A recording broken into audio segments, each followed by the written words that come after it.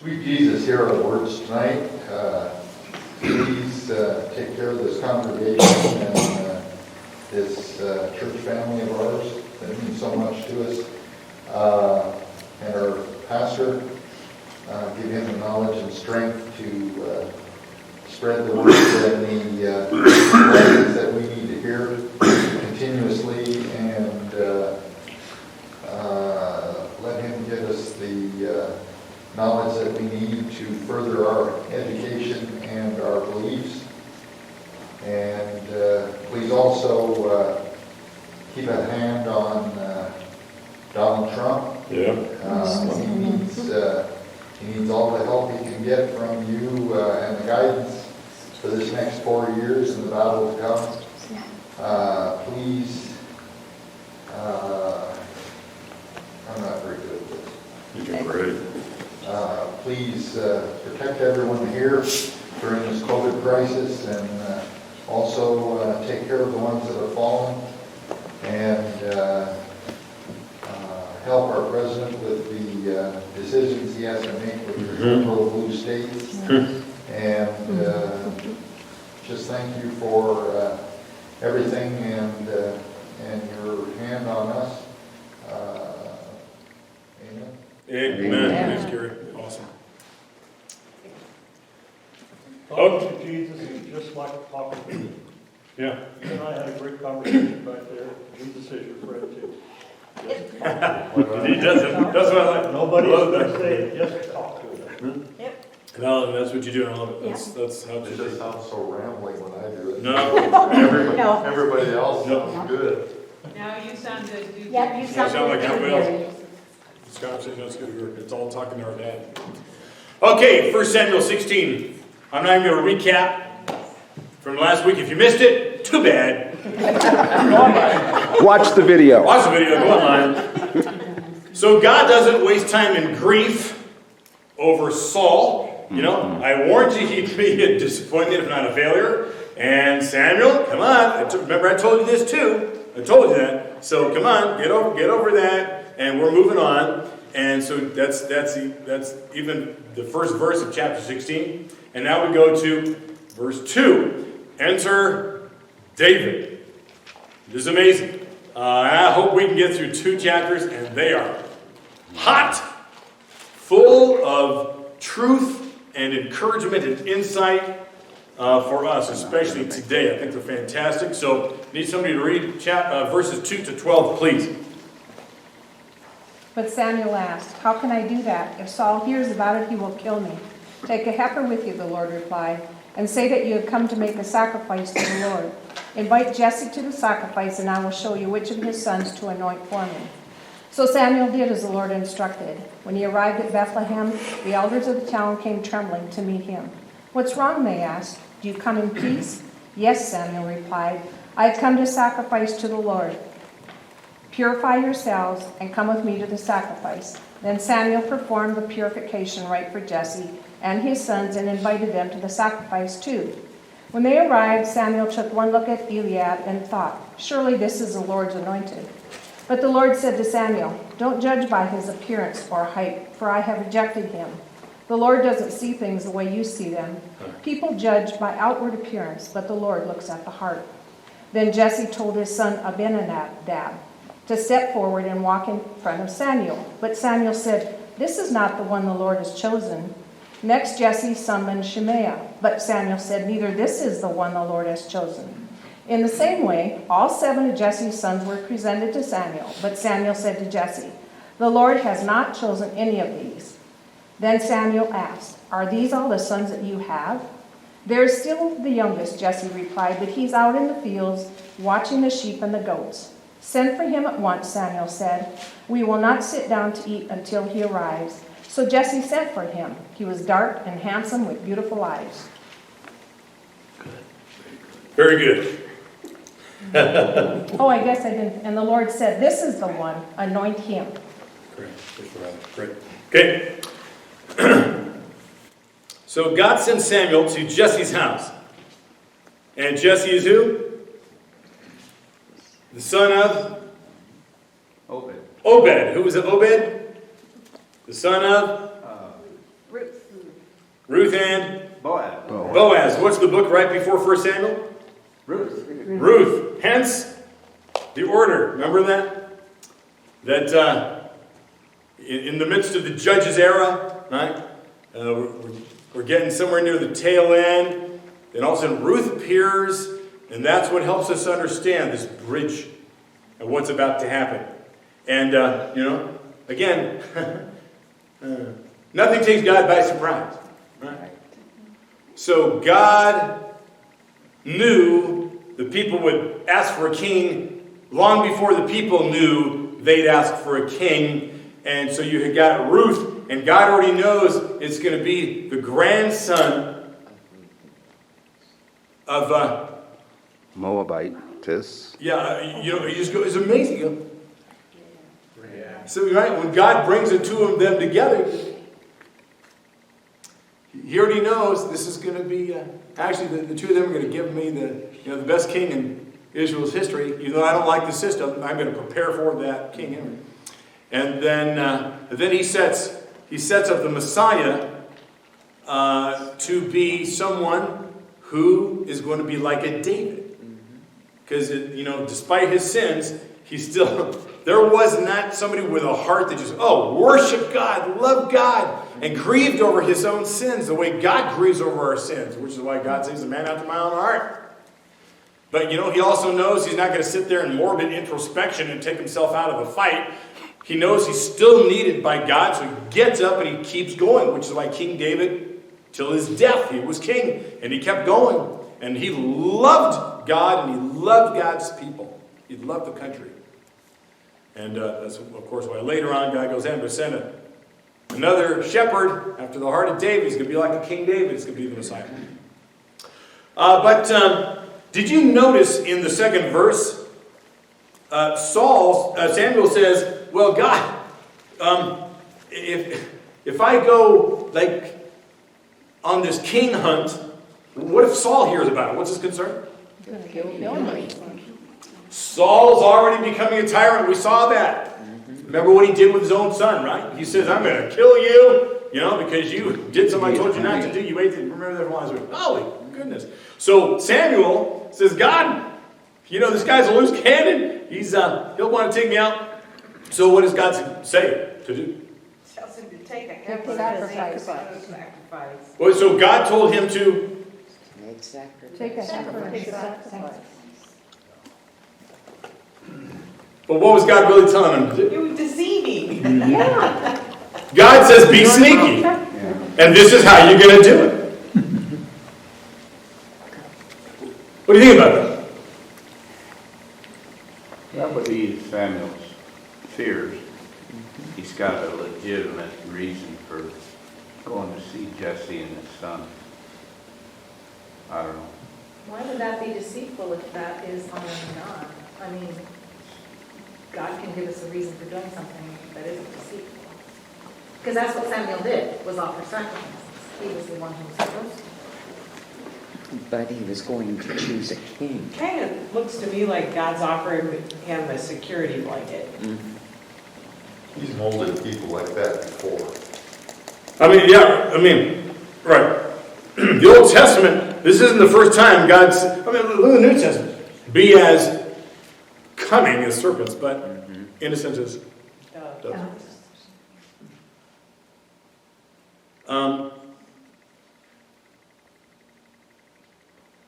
Okay. Let's spend more time on that, but it's actually a ruse. And God is dealing with a godless king.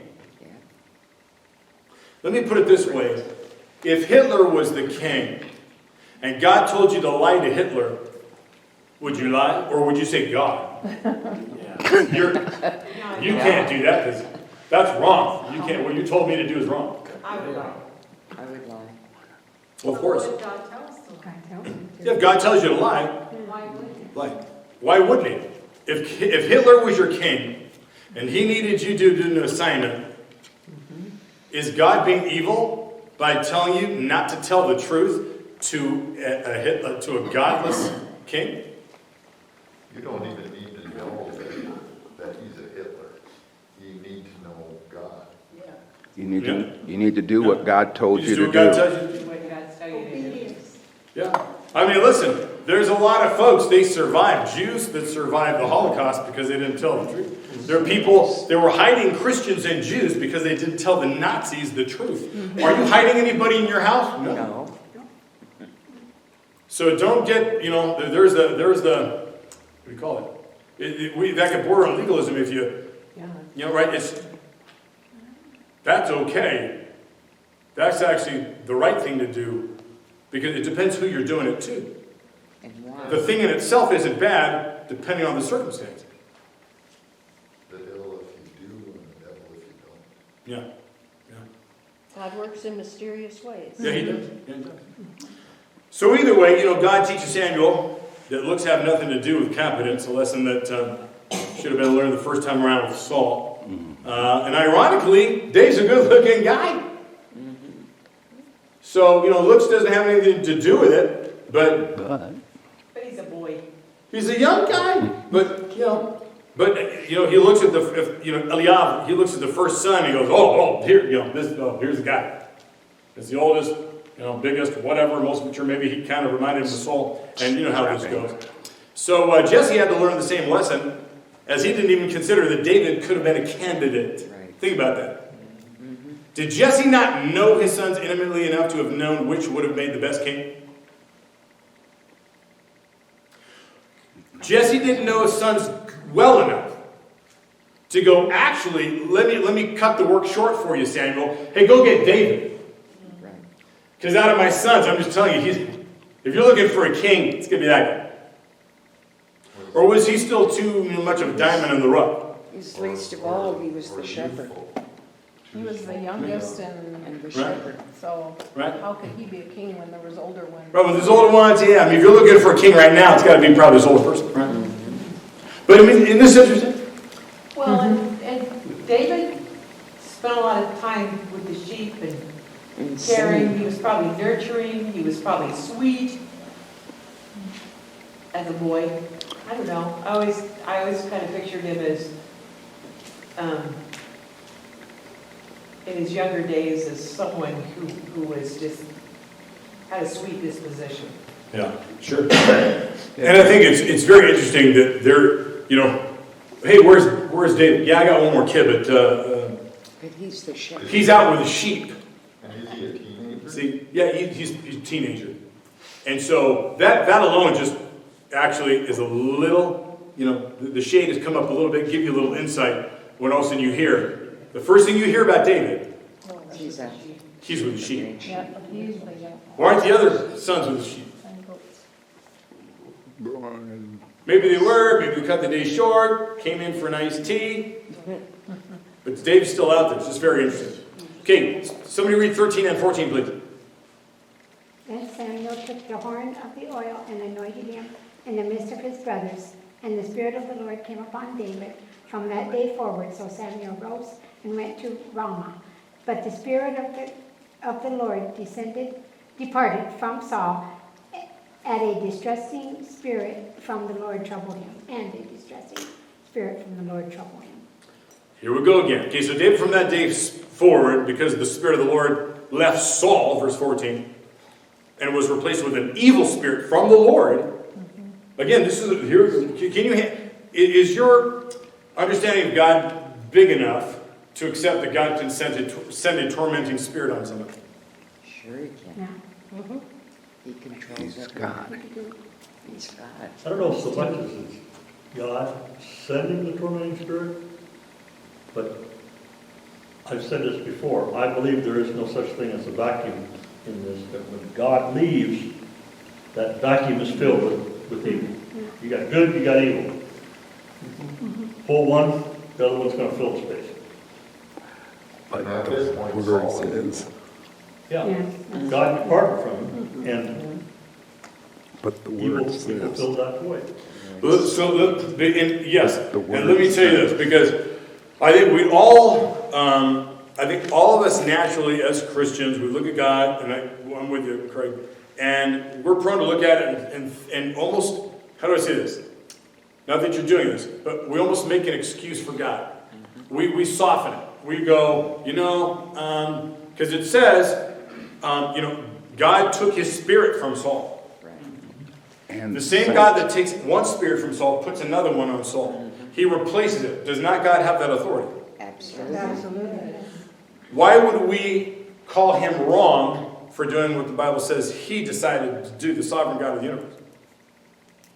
He created the process. He created the process. He created the demons. Process, so it's naturally going to happen. If he pulls out, he knows the other one's going in. That's the way he made it. If that's what it was. But I'm telling you, because we're going to watch it. It's not just, we're going to see it again several times. And it says over and over that God put a Evil spirit. on the guy. And we're going to come to other passages again, where God, he goes, okay, got this war going on. I want, You messed sure. up. But he goes, I want, I need a certain king killed in war. And he sends a lying spirit, right? Yeah. And he says, I'm going to send a lying spirit who's going to speak out of the mouth of this prophet. And to deceive this king that God wants killed on the battlefield. I'm sorry, so God doesn't get to do that? Absolutely. He does. With our limited human asset, if you never see the negative, how can you see the positive? You've got to have a balance. Well, and he doesn't think like we do. He's all-knowing and we can't be. He's all powerful. And when God is executing his will, it's not a negative when he sends an influence, a circumstance, a manifestation that is going to bring about his will. If we say in the beginning God created, and we believe that God is all sovereign, then we don't need to soften, make excuses, take the sting out of God saying, okay, bad thing to you. That's in my humble opinion. Okay. And I'm sticking to it. Okay, good. Yeah, okay. So you curse, he just did it more than we could. yeah.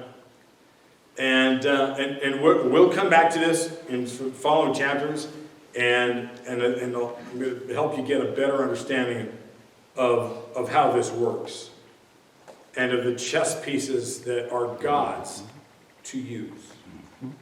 Everything's at God's disposal.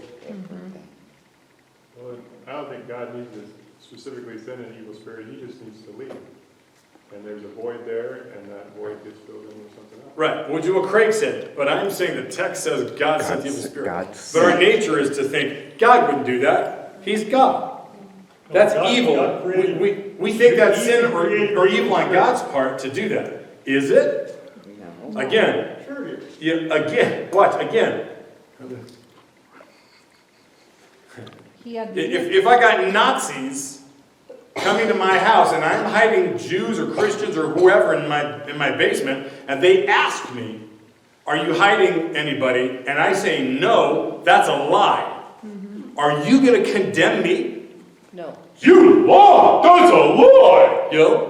How can you lie? You're a Christian or a pastor. God, God wouldn't have you. He wouldn't be proud of that. Wait, whoa.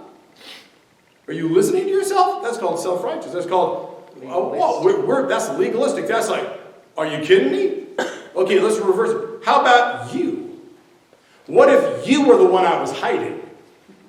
Would you want me to lie? Yes. And I've got you, because let's say something happens. Let's say we got foreign invasion. Let's say somehow somebody's hiding you. Or your children. Or your children. Or your family. Yeah. Would you lie? Or would you be so legalistic to go, I need to tell the truth to these Nazi stormtroopers because it's the right thing to do. And here they are, and they assassinate your kids. Good job. Why can't you say, go ahead and look for yourself? That's not lying. And do you not believe God can? Wait, you'd let them search your house? Why not? Because they might find him and kill him. Why? If God is in control, they won't find him. Is he in control? Absolutely. He allows us to make How do choices. you know? Because he says so. Where? I don't know the verse. I hate to say it, but it doesn't exist. We say that in church. We say God is sovereign. He's the sovereign God. In his sovereignty, he allows free will. Yes. If he was sovereign in control of all things, why is there sin?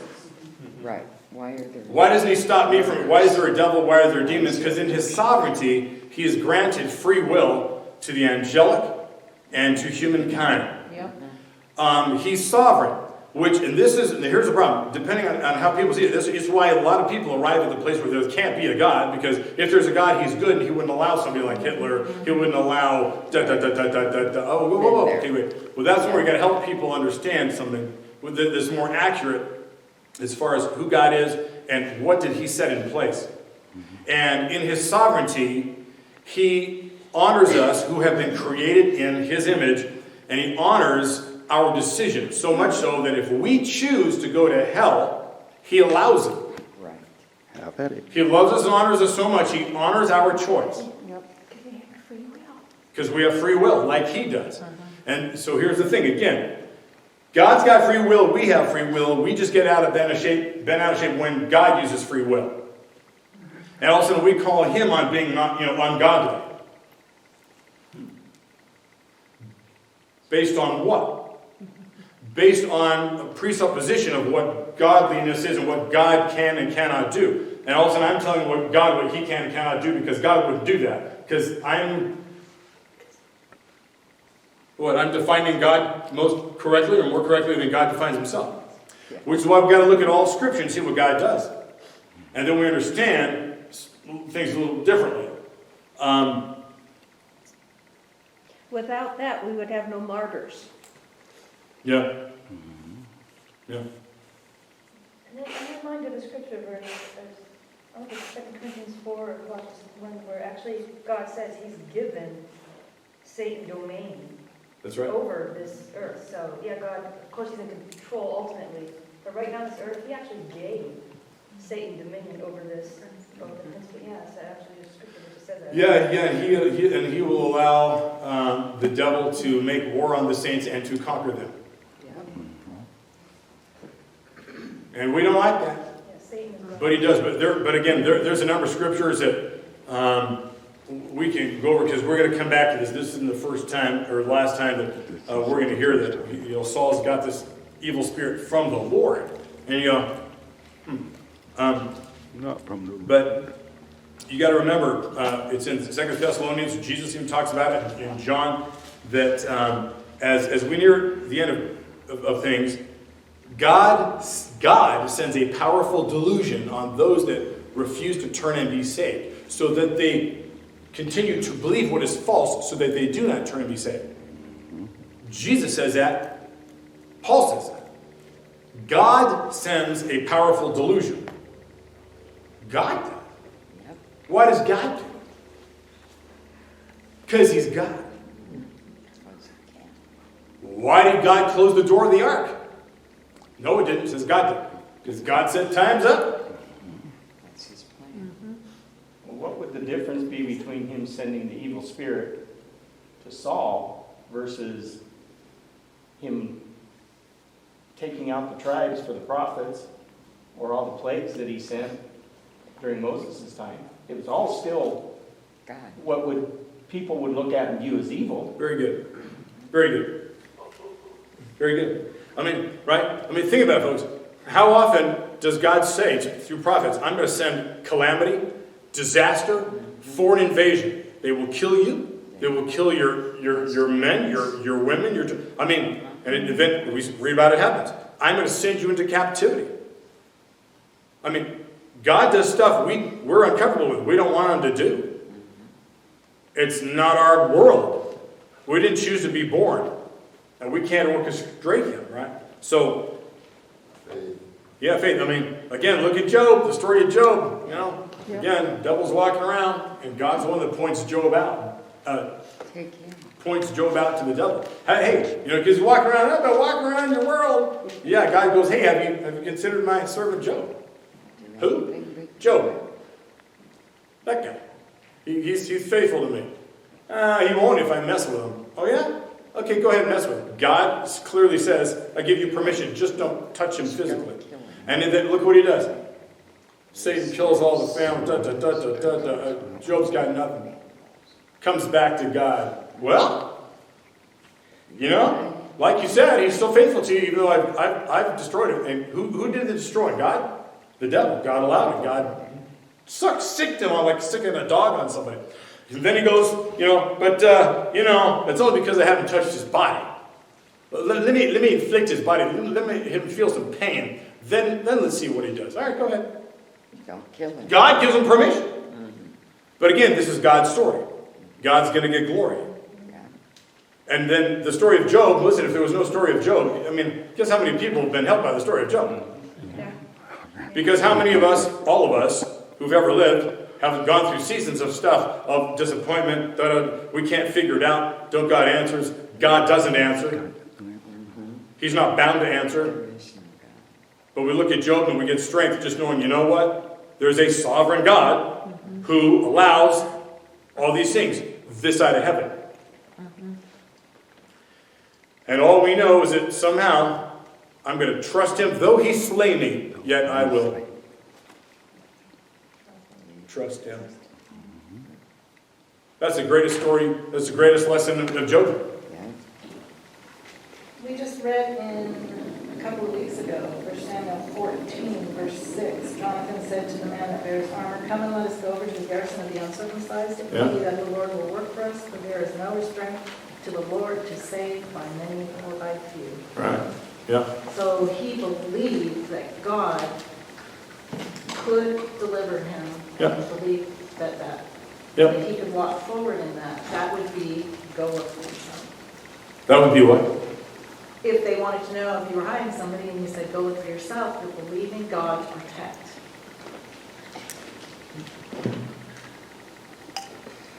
To me, if I didn't have faith, I would lie. If I had faith that it was God's will that I protect those people, I could say, look for yourself, and they would be blind. God could work it out that way. I suppose God could work it out that way, but Rahab lied to protect the spies, and yet in Hebrews, she's commended for her faith. Yeah, that's right. She's commended for being a liar. Hebrews, her sin's not mentioned. But Yeah. By lying, you have protected others that God may have some mission for them to accomplish. Yeah. All right. I don't know. Holy Spirit. More of a loving act, Right. Yeah. Holy Spirit. Yeah. And it seems to me that intent of the heart. Yeah. Where's God's heart? Where's the intent? Yeah, that's a good point. Yeah. Yeah. Okay, well, 15 through 23. Somebody read that. And Saul's servant said to him, surely a distressing spirit from God is troubling you. Let our master now command your servants who are before you to seek out a man who is skillful player on the harp, and it shall be that he will play it with his hand when the distressing spirit from God is upon you, and you shall be well. So Saul said to his servants, provide for me now a man who can play well, and bring him to me. Then one of the servants answered and said, look, I have seen the son of Jesse in the Bethlehemite, who is skillful in playing a mighty man of valor, a man of war, prudent in speech and handsome person, and the Lord is with him. Therefore Saul sent messengers to Jesse and said, send me your son David, who is with the sheep. And Jesse took a donkey loaded with bread, a skin of wine, and a young goat, and sent them by his son David to Saul. So David came to Saul and stood before him, and he loved him greatly, and he became his armor bearer. Then Saul said to Jesse, saying, please let David stand before me, for he has found favor in my sight. And so it was, whenever the Spirit from God was upon Saul, that David would take a harp and play it with his hand. Then Saul would become refreshed and well, and the distressing spirit would depart from him. Okay, 4 times you heard the Spirit from God, the Spirit from God. What is the Spirit from God create a need for David. David to do what? To appease Saul, and therefore Saul liked him, so the relationship is going well for David to be the incoming king. God creates a situation that he also has the answer for. Right. He sends in this tormenting spirit that causes Saul so much anxiety and whatever's going on. What happened? There's this, there's somebody who can play some, music calms the savage beast. Right? And so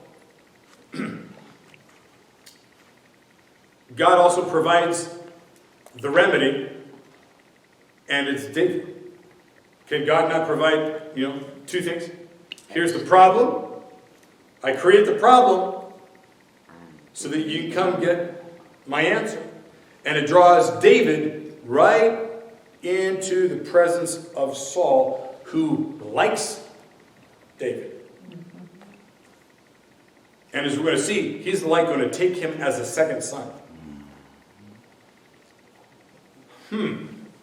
God's wisdom. So David would play when the evil spirit was on David. Do you think David was just playing beautiful songs, or was his heart actually worshiping as he was playing? Worshiping. So it's probably the very spirit in David. It's what's in David. It's the love of the Lord with David. Chances are, I'm going to guess this, given we know his future, he's a songwriter. I'm sure most songwriters started writing songs when they were younger. What are the Psalms? Vast majority of them written by David. That was the hymn book of the Jews. Here is David. I believe when David, he's not just playing cute little, Simon Garfunkel stuff. He's playing some really nice stuff, and he's probably singing.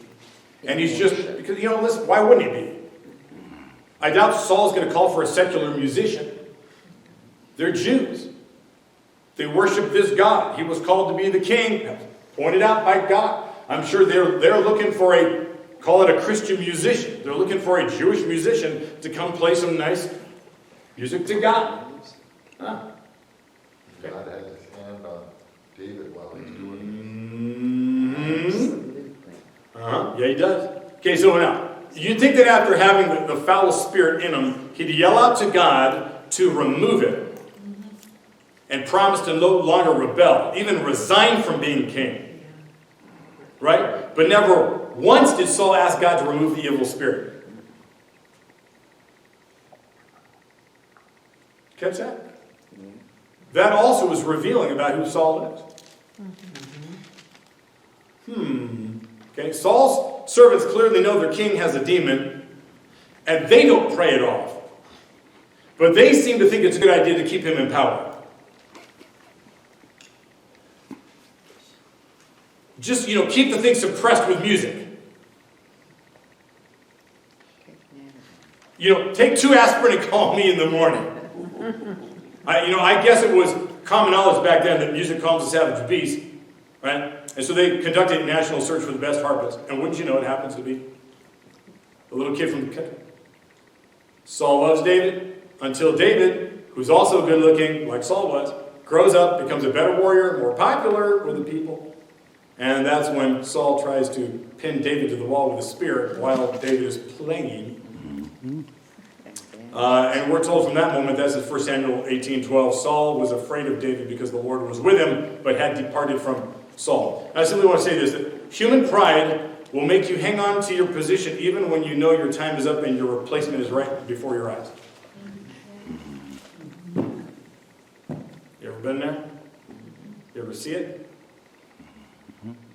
Pride will make you hang on to your position even though you can see your replacement. You know your time's up and your replacement is right in front of your eyes. And you refuse to just, I got to raise up. Who's next? Got to raise up. Hand off that baton. Right? Okay. 17. All right. Now, does anybody not know the story of David and Goliath? So for Craig's sake, we'll read it. It's a long one, and part of my, what I want to do with that one is I want to read it, then I want to quickly revisit it, and just some insights on certain verses.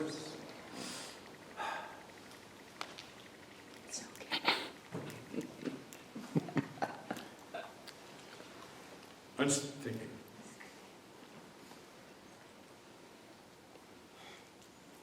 Anybody in a hurry? No, Okay, just check. Just checking. everybody loves being here. You want it speed read. Yeah, but with emotion. You can do it. Yeah, you can do it. Want me to hit it? Yeah. Okay. Now the Philistines gathered their armies for battle. They were gathered at Succoth, which belongs to Judah, and they encamped in between Succoth and Azekah. In Ephes Damim, Saul and the Israelites gathered and encamped in the valley of Elah and formed ranks against the Philistines. The Philistines stood on the mountain on one side, the Israelites stood on the mountain on the other side, with a valley in between them, and there came out from the camp of the Philistines a champion named Goliath of Gath, whose height was 6 cubits, 9 feet. He had a helmet of bronze on his head. That's very heavy. He was armed with a coat of mail. The weight of the coat was 5,000 shekels of bronze. He had greaves of bronze on his legs, a javelin of bronze slung between his shoulders. The shaft of his spear was like a weaver's beam, and his spear's head weighed 600 shekels of iron. Do you understand how big this thing is? It's a whale harpoon. He stood and he shouted to the ranks of Israel, "Why have you come out to draw up for battle? Am I not a Philistine? And are you not servants of Saul? Choose a man for yourselves and let him come down to me." I mean, look at me. Yeah, come on. Who do you got who can take me on?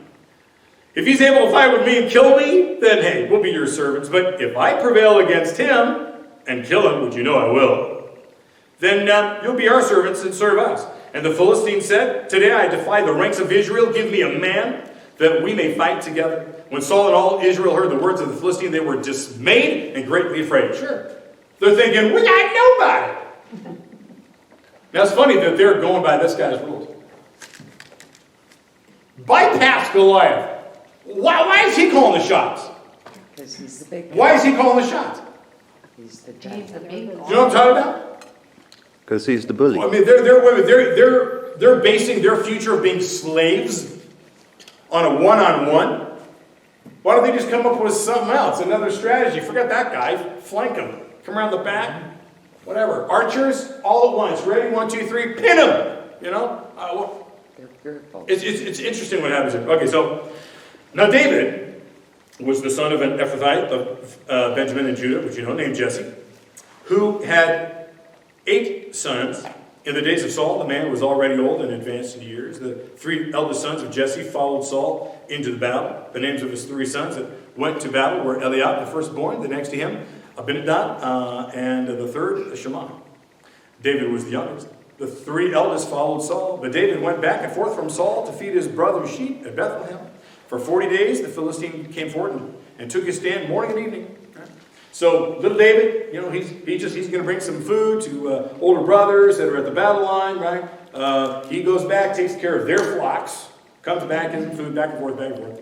17, Jesse said to his son David, "Take for your brothers an ephah of this parched grain and these 10 loaves, and carry them quickly to the camp of your brothers. Also take these 10 cheeses to the commander of the 1,000. See how your brothers fare. Bring some token from them. You know, give me a good report. Bring me a little something." Now Saul and they and all the men of Israel were in the valley of Elah, fighting with the Philistines. David rose early in the morning, left the sheep with the keeper. So he pitched the job to somebody else. He took provisions, went as Jesse had commanded him. He came to the encampment as the army was going forth to the battle line, shouting the war cry. Israel and the Philistines drew up for battle, army against army. David left the things in charge of the keeper of the baggage. He ran to the ranks. He went and greeted his brothers. You imagine just up there at the front line. It looks like, you know, things are going. They're about to go to war. As he talked with them, the champion, the Philistine of Gath, Goliath by name, came out in front of the ranks of the Philistines and spoke the same words before. And David heard him. All the Israelites, when they saw the man, fled from him and were very much afraid.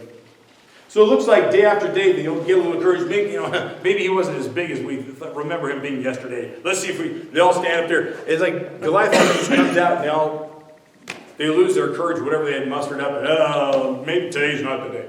It's not warm enough out. For whatever reason, we're not going to go to battle. All the Israelites, when they saw the man, fled from him. They were very much afraid. The Israelites said, "Have you seen this man who has come up? Surely he has come up to defy Israel. The king will greatly enrich the man who kills him, and will give him his daughter, and make his family free in Israel." David said to the men who stood by him, "What shall be done for the man who kills the Philistine and takes away the reproach from Israel? For who is this uncircumcised Philistine that he should defy the armies of the living God?"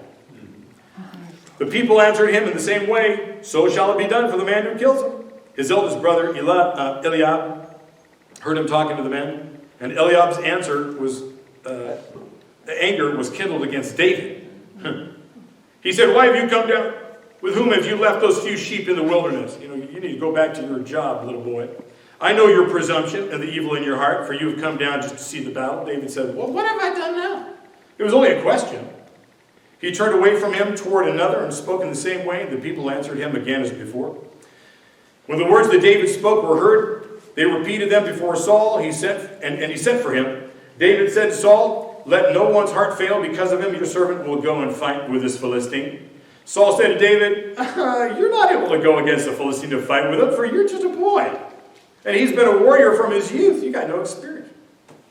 But David said to Saul, "Your servant used to keep sheep for his father, and whenever a lion or bear came and took a lamb from the flock, I went after it, and I struck it down, rescuing the lamb from its mouth. And if it turned against me, I would catch it by the jaw, strike it down, and kill it. Your servant has killed both lions and bears, and this uncircumcised Philistine shall be like one of them, since he has defied the armies of the living God." David said, "The Lord who saved me from the paw of the lion and from the paw of the bear will save me from the hand of the Philistine." So Saul said to David, "Go! Good luck. Here. May the Lord be with you." Saul clothed David with his armor. He put a bronze helmet on his head, clothed him with a coat of mail. David strapped on Saul's sword over the armor, and he tried in vain to walk, because he wasn't used to him. Remember, Saul is head and shoulders above everybody else. Imagine, you look like a little boy in his dad's suit. Then David said to Saul, I can't even walk with these. I'm not used to them." So David removed them. Then he took his staff in his hand, chose 5 smooth stones from the body, the river, put them in his shepherd bag. His sling was in his hand, and he drew near to the Philistine. The Philistine came on and drew near to David with his shield bearer in front of him. When the Philistine looked and saw David, he disdained him, for he was only a youth, ruddy and handsome in appearance, but a kid. The Philistine said to David, "Am I a dog? What is this?" I mean, imagine talking to the rest of the army. Look, what do they think I am if they send this punk? What? Don't I look the way I think I look to you? Aren't I intimidating? The Philistine said, "Am I a dog? You come with me with sticks?" And the Philistine cursed David by his gods. The Philistine said to David, Come here. Come to me, and I'll give your flesh to the birds of the air and to the wild animals of the field." But David said to the Philistine, "You come with me with sword and spear and javelin, but I come to you in the name of the Lord of hosts, the God of the armies of Israel, whom you've defiled. This very day the Lord will deliver you into my hand, and I will strike you down. I will cut off your head, and I will give your dead bodies, or give the dead bodies of the Philistine army this very day to the birds of the air and to the wild animals of the earth, so that all the earth may know that there is a God in Israel, and that all this assembly may know that the Lord God does not save by sword and spear. For the battle is the Lord's, and he will give you into our hand." Isn't that great? Yeah. He twists the Philistines' words. Right? "Yeah, I'm going to kill you, kid. I'm going to feed your body to the birds. Oh yeah, I'm going to kill you, chop off your head, and feed the entire army to the birds." How's that? Now imagine what this was like. I mean, he's this. What's the armies? thinking? What are David's brothers thinking? Oh, David. David, do you hear what you're saying? I mean, they're going, oh my gosh, we're going to see our brother die. Whatever. Go ahead. He's stupid. You know, let him die. He's stupid enough to face this guy. I mean, do you think there's any confidence that this army of Israel has in David? None. Go on, buddy! You can do it! We're behind you. Not trash. Not a chance. David has only one backer. God. And with the authority and the power and the conviction with which he speaks, he would have never had that authority if he only had the backing of Israel. Right. But he knows by experience the power that can come upon him if it's true. And, hey, I've killed a lion and a bear. What? Really? I wonder if he ever told that story to his brothers and they never believed him. Hey, Dad, I killed a lion today. Oh, really? Okay, well, come on in. Here's a glass of Kool-Aid. All right. You wonder. I think they can help some. Amazing scene. You can imagine now the Philistine is thinking, okay, you little blankety blank. He's gonna step on David. He's gonna kill this fly with a hammer. 48. When the Philistine drew nearer to meet David, David ran. Now that would be something you would expect. I mean, that'd be actually confusing. I mean, Goliath is just kind of making his big, probably intimidating march towards David. I can't wait to just shish kebab you, kid. And David is sprinting towards Goliath. Really? Really?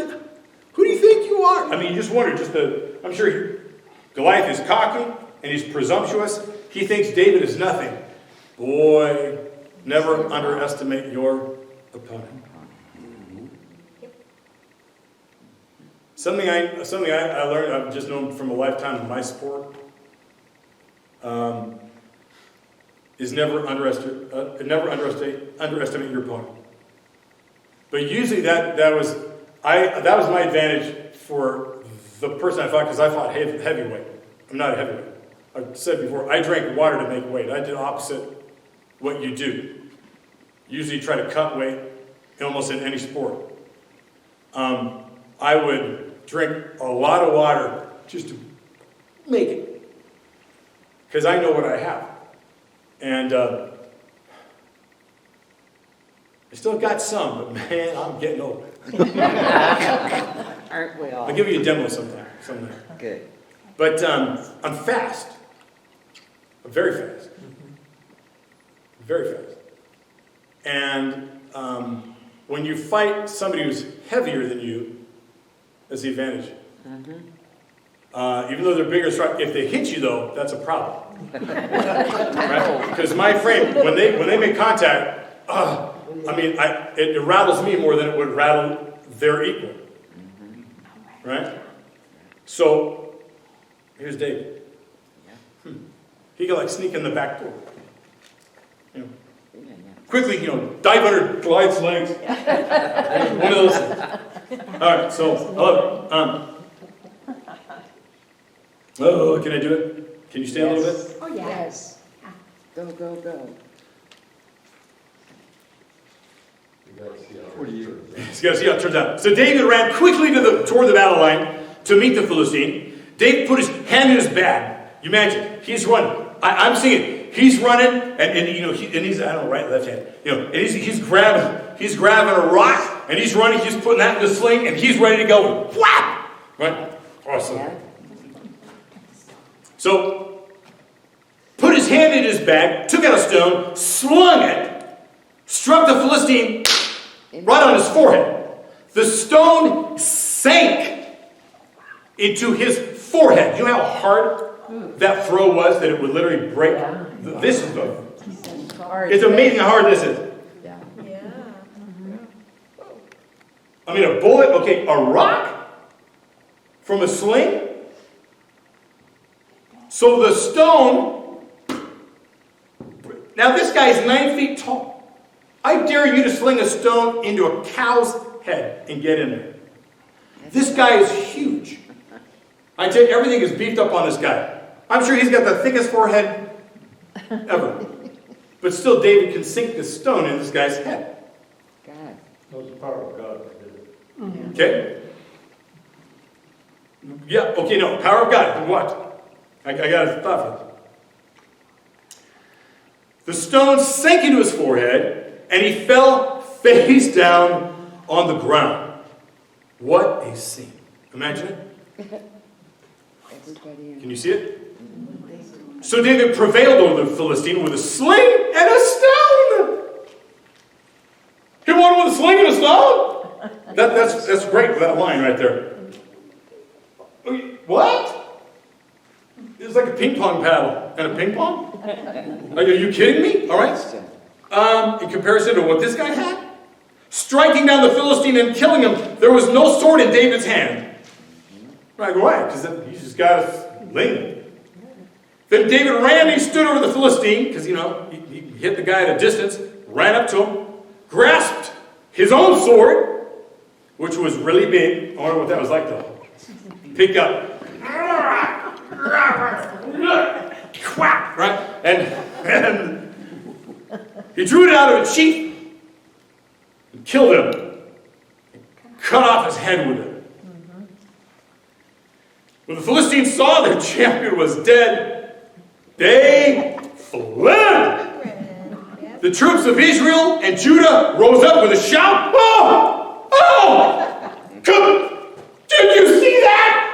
He did it. Hey, he's my brother. That's my little brother. My little brother. Go David. I taught him everything he knows.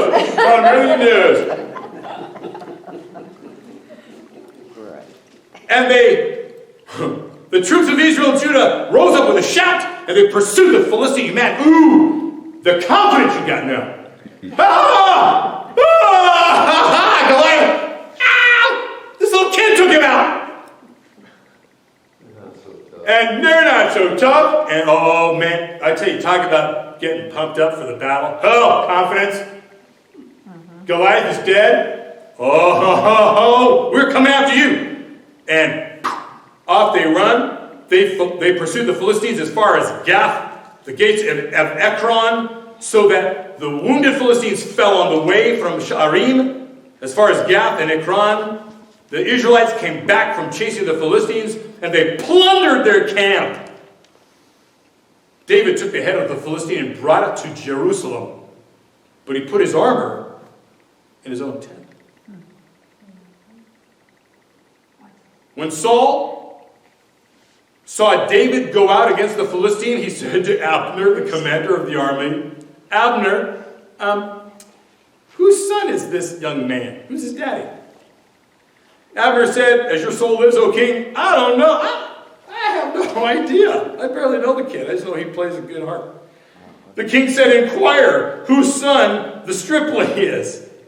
On David's return from killing the Philistine, Abner took him and brought him before Saul with the head of the Philistine in his hand.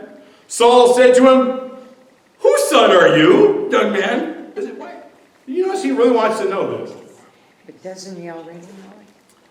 And David answered, I am the son of your servant Jesse, the Bethlehemite.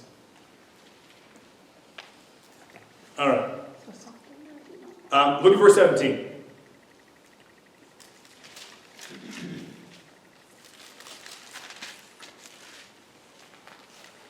Jesse said to his son David, take your brothers, this grain, some bread, bring it to their camp. I simply want to say that your reason for being someplace may totally surprise you and everybody else.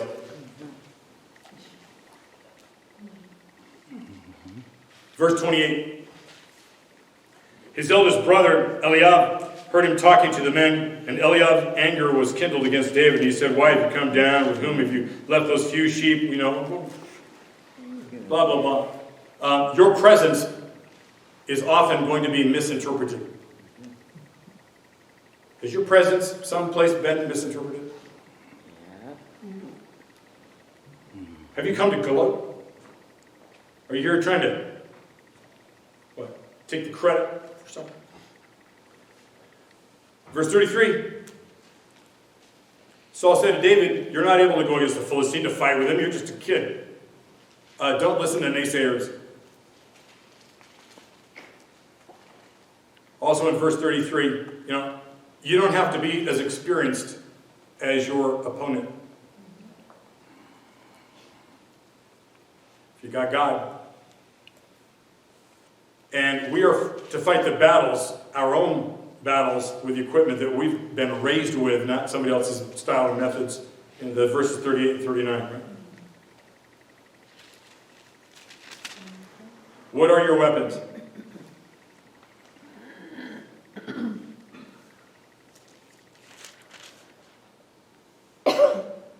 What are your 5 stones? Now listen, I know you've probably heard, why did he choose 5 stones? Because Goliath had 4 brothers. Yeah. Maybe that's it. He was just confident, hey, just one shot, one guy, that's all I need. One pull of the trigger. I'm a sniper with a sling. Maybe. That's a guess. But I'm simply saying, what are your best moves? When it comes to the battles that you may find God has you in, can you identify your 5 stones? If number 1 doesn't sink it, how about 2, 3? What are your 5 stones? First one has to be faith. Okay. Or think about it, write them down sometime, right? Okay, keep going. Listen. Back in chapter 16, David had already been introduced to Saul. He was playing the harp for him. Yeah. But he didn't know his dad. Doesn't know the lineage. But he said, who's this boy? He sent word to Jesse saying, please allow him to stay here. And is it that he knows his dad, or is it he just goes, hey, ask this kid's dad? Right. Or it could be clarifying. But I'll touch that in a bit, because it's very interesting. Okay. So he knew David. He just now wants to know who his dad. He really wants to know. Yeah. He wants to meet. Yeah. What's your lineage, buddy? Yeah. Okay. There's there's certain reason why he's going to be asking. I'm going to tell you this: the confidence that David had. Have you not found that you will have confidence when it is your fight? When you know that the fight is yours, you'll have confidence. No one else could see themselves against Goliath because it wasn't their battle. Do you hear me? If you can't see yourself against this thing, it's not your battle. But when I can see you, something rises up within you. I'm going to come against that. Well, it's your battle. And you're going to realize that God has already prepared you for the battle by past experiences. Verse 37, bears and lions. So that's what happens. He goes, listen, the confidence that he knows. Has there not been moments you've walked into a moment and you go, this is my moment? This moment was prepared for me. God has put me in this moment. And you're not afraid of it, even though everybody else might be, but you're not. And it's because you right away go, this isn't my first rodeo. This is just a little bigger one, but I've already prepared for it. And I got confidence about it because I already got this behind me. And God gave me that, and God's going to give me this.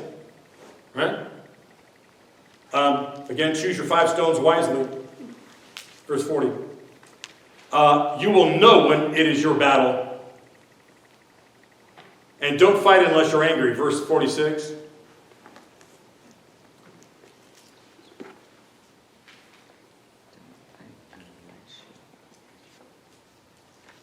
And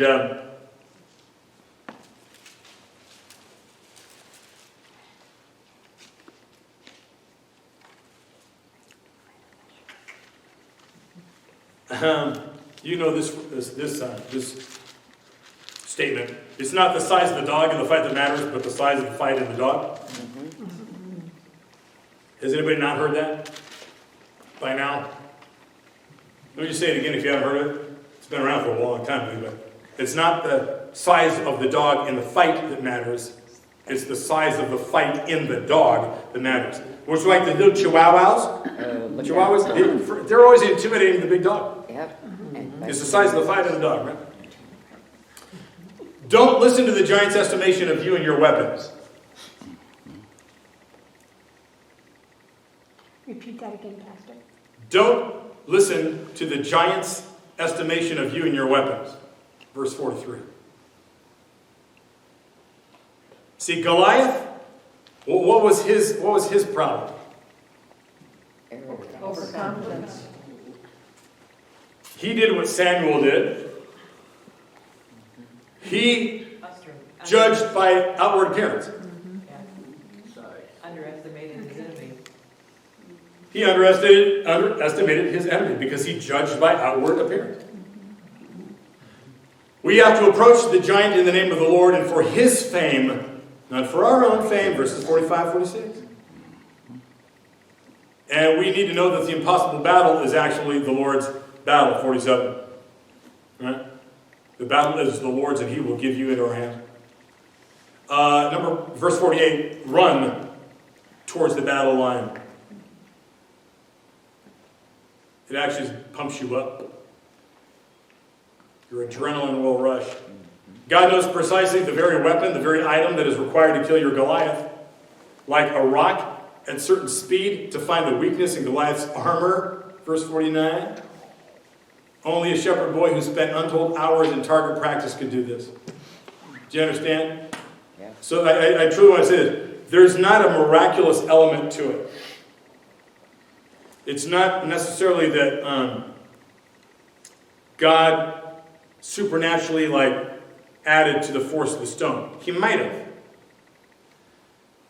By how it reads, I think the God element is that God, in his wisdom, chooses a kid who still does what kids do and what shepherds did. Remember, I told you the tools of shepherds.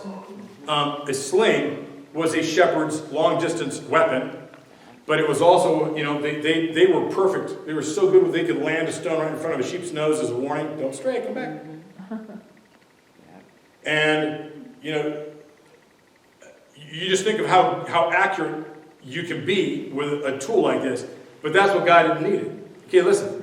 Again, if you understood the armor that Goliath was wearing, I can't even go into the weight, the thickness it must have been, the helmet, probably, covered to here, whatever else, the coat of mail, nothing was going to get through this guy.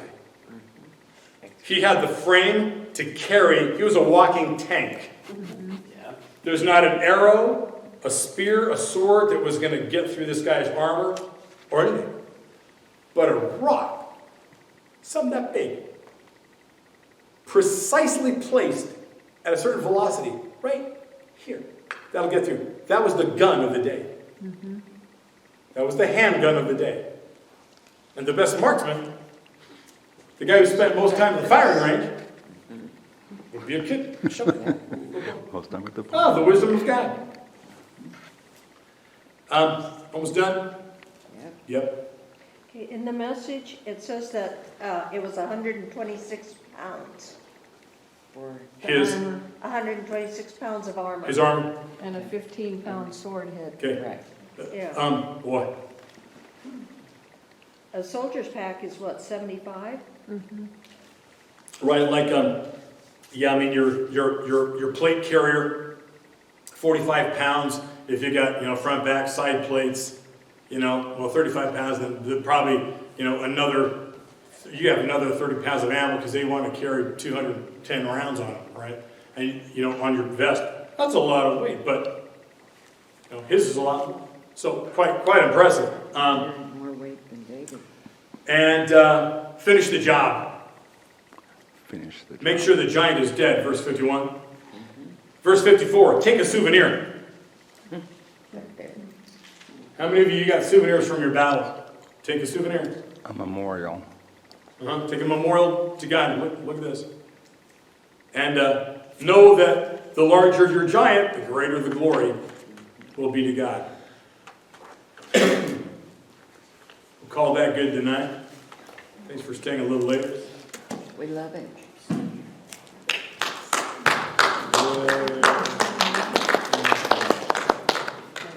Lord's so good. So, It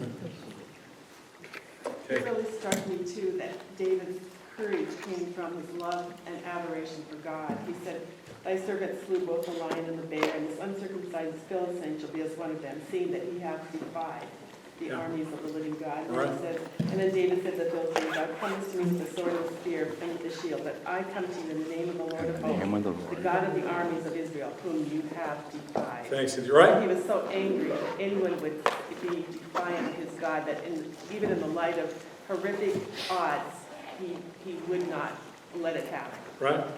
Amen. And we need to be this way, don't we? How often has the church been silent when people have been smearing the name of our God, attacking our faith, and we go, oh, the Christian thing to do, or the Christ-like thing is not to get upset. Turn the other As cheek. they just tell us, don't get upset as we, rape your religion, steal your values, remake your Christian country. But there comes a time. Oh my goodness. I mean, folks, it's past time that the church stands up and, again, is outspoken. But you know what I'm talking about? I mean, at one point, again, oh boy, when you come after the cross, we've got this thing, kind of this niceness thing built in. I think that's overboard. It's uncalled for niceties. Where's the ferociousness? Where's the fierceness of the Christian? Mm-hmm. But we've just been told for so long, turn the other cheek, be soft and pansy, and let everything be steamrolled. Why do you think we're where we're at? Yep. We are not the church of the revolution. Back during the revolution, are you kidding me? You're precisely that. It was a different church back then. Mm-hmm. And they had fierce faith. they had fierce faith. Fierce faith, yeah. Tonight on Tucker Carlson, he did rolled a segment, and this past weekend, a Catholic church in New York City, the priest got up and their Nicene Creed that they had, they changed all the wording that to go ahead and accept white privilege. They changed the whole wording of it. And then he had this speaker come on. Tucker then had this other guy come on. He's a radio host, a Christian, and he said, this is exactly what the Nazis and the Marxists did.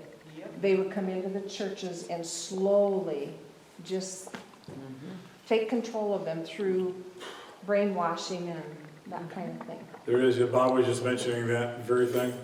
Yeah, folks.